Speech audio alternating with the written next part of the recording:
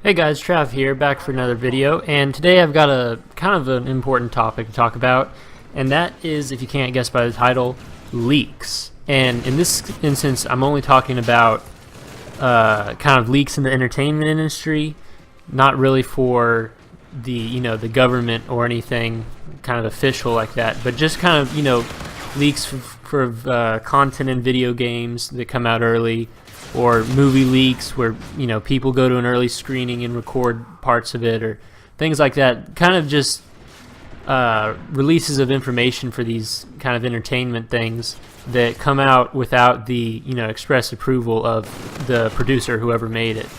So while I'm talking about that, I've got some gun game footage going in the background. I'm still trying to grind out for that new rifle. So that'll just kind of be playing as I talk over this. If you just want to pay attention to that, that's fine. Or if you want to hear what I have to say, even better. But again, I'm just going to be talking about the entertainment industry leaks and nothing else really. So, to start off, there's always a saying, there's no such thing as bad press. And, most people see that's true. And so kind of, thinking about it, the press in this case would be these leaks where employees or other video game stores or third parties who are somehow getting the codes or whatever from pictures from these video game producers early and then releasing them to everybody. That's kind of the press I'm talking about. And I don't know many people who, when they see a new poster for the next Call of Duty or for Destiny 2 or anything, they say, "Oh, I wish I hadn't seen that. That's awful." No, they say, "Oh, that's cool. Good to see," and then kind of go on about their day without thinking too much about it. Just, it's something new that they've known, whether it came directly from Activision or Bungie, or from somebody else who said, "Hey, I work in a GameStop and they gave us all these posters. Check it out early, but don't tell anybody until May."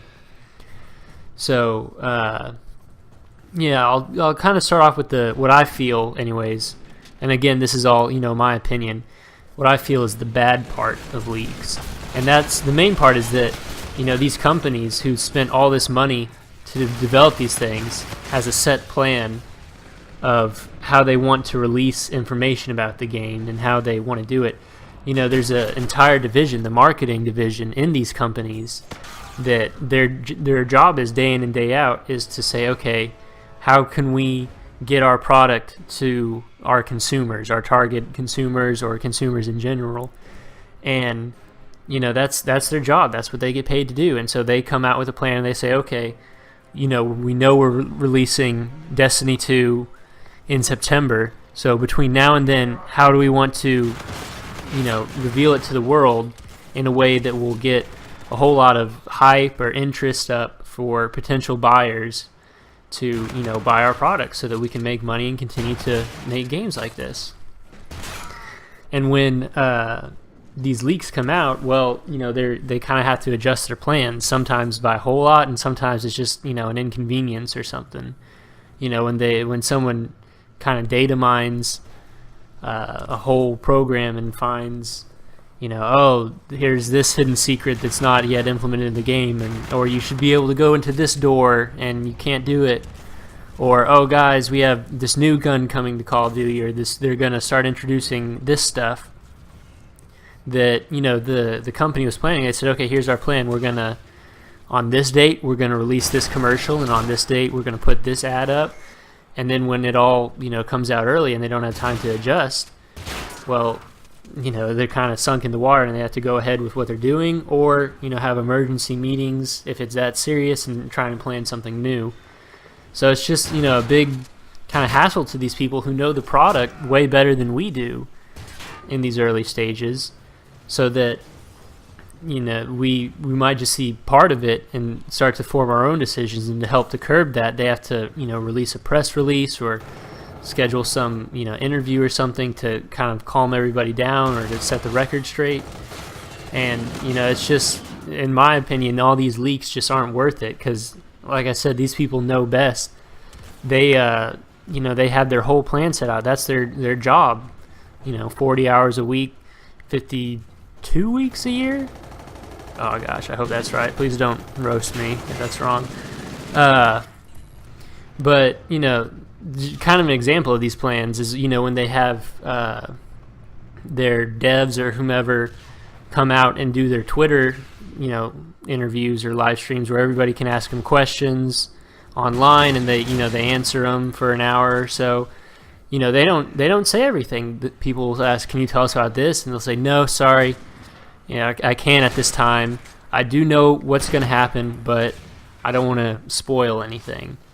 And then people will say, "Okay, yeah, we understand. We understand there's some plan," and they're just kind of going along with it.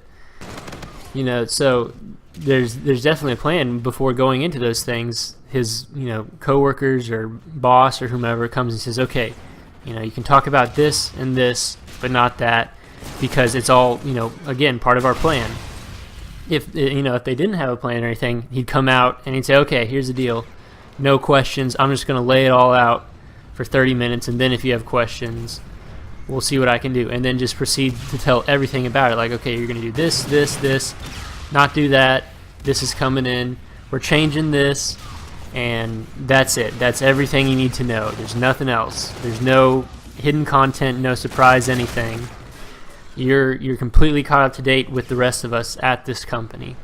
And then just be done with it instead of, okay, we're going to have this interview this week, and then we're going to wait a month, and then we're going to release this advertisement, and then we're going to kind of put this on our website so you can see a little bit more into the story or a little bit into the background of what we're doing.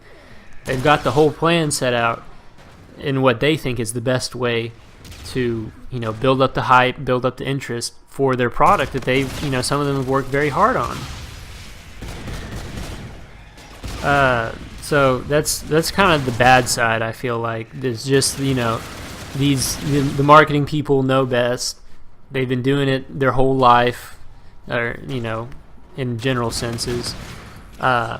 They have what they think is the best way to do it, and I think we should respect that, because they put their blood, sweat, and tears into this product, and when it gets spoiled in some way or another that they weren't planning on, it can be upsetting for them or frustrating.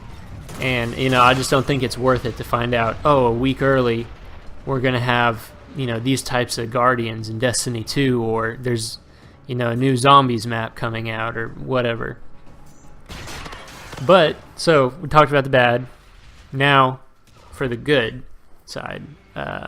It's not, like I said, my personal opinion is that leaks for these things are bad. It's just not worth it to me. But you can't just examine one side and then be done with it. So I did some thinking, and I found some things I thought were good about these leaks. Kind of sort of good, but more the lesser of two evils good, I'd say. The first one being that when these leaks come from out of the blue, you're not even thinking about it. You're just going about your business, and then all of a sudden your friend calls you and says, "Hey, there's a new leak. Guess what? The next Call of Duty is World War II again, or should be." And then you get real excited, like, "Oh gosh, I can't wait to play that. That sounds awesome." And so then it's kind of a random hype up that helps you think about the game, versus like, "Oh, okay, I know that I've got a week until Call of Duty and Activision come out with their new press release, so I've got to wait till then," versus just being kind of a surprise for you.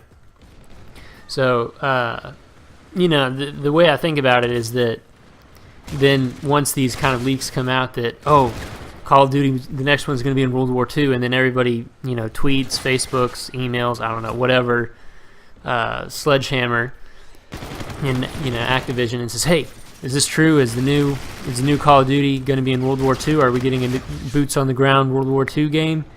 They can respond and they can say yes, no, or "We don't want to spoil anything at this time."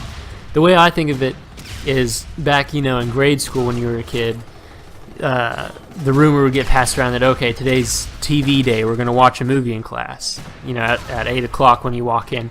And then you get all excited for those, 20 minutes or whatever while the teacher's taking roll and all that. And then finally, you can ask her, you say, "Hey, is it true? Are we watching a movie today?" and then she, rolls in the TV, says, "Yep, we're, watching the Magic School Bus or Bill Nye or whatever today." And then everybody gets excited. So, that 20 minutes you spent waiting to hear the truth from the teacher, you were all, kind of jittery and excited, like, oh gosh, I can't wait to hear what the plan is. And that's the one plus side, is it, potentially it can get you get more people hyped for it than just originally. Because if, they come out and they say, okay, the new information on our game is only going to be available on our website, and you can only hear about it, you only heard that announcement if you like their Facebook page or whatever. This way, all your friends could say, hey, surprise, there is a leak, and we find out all this information about it. And then you say, oh, cool. And so you want to, kind of go more out of your way than normal to figure out what it was and what it's about and what's new, versus just, waiting for this pre-planned announcement.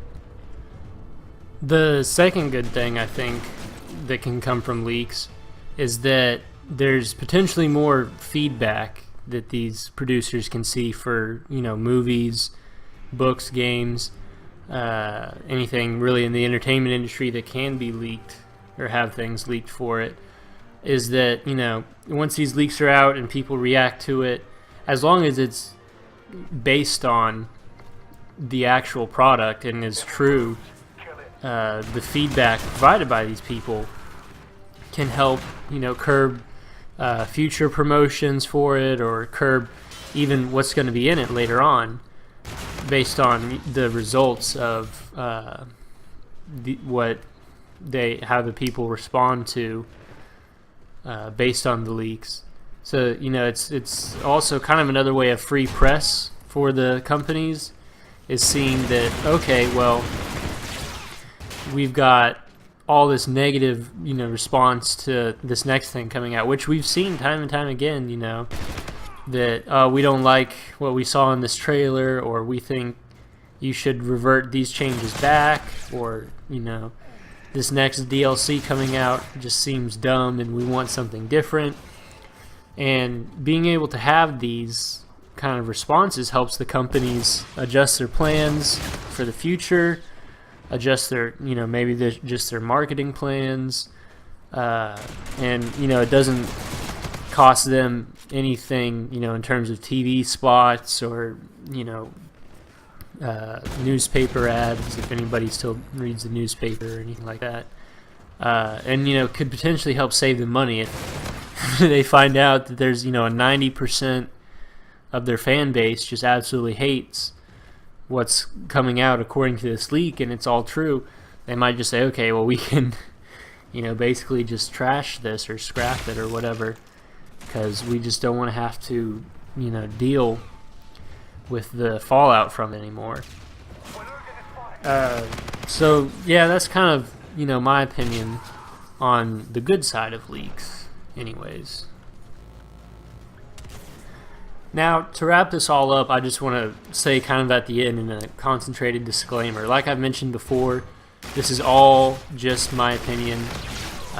There were no hard facts or numbers that I really kind of researched for to go out and prove that, okay, yeah, leaks actually do hurt the business more than they help it.